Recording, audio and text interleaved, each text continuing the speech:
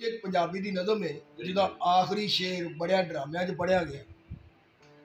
बंदे दी औकात लिखी सी मैं एक कि बंदे दी मैनू समझ ना आवे, बंदे दी मैनू समझ ना आवे, खबरे ये की करदा है, रोज जमीन ते मत्था रगड़दा ते पाप भी रोज ही करदा ते रहन लई सोहणे महल बनांदा, रहन लई सोहणे महल बनांदा, की आसा ला के मेरी मेरी करदा रहिंदा, एवें ही फिरदा लड़दा है, बंदे दी मैनू समझ नहीं आउंदी, खबरे ये की करदा है।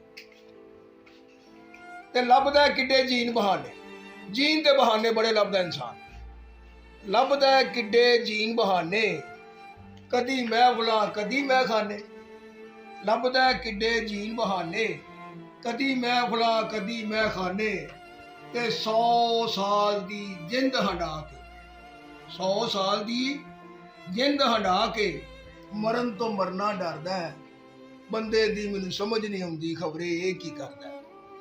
ते दूर अजल तो आसमाना तो, दूर अजल तो नंगे पिंडे आउंदा इस जहाने, दूर अजल तो नंगे पिंडे आउंदा इस जहाने, एक कफन दी खातर बंदा किन्ना पैंडा करदा है, बंदे दी मैनू समझ नहीं आउंदी, खबरे ये की करदा। वाह जी वाह, क्या बात है जी। खैर हो गया, खैर।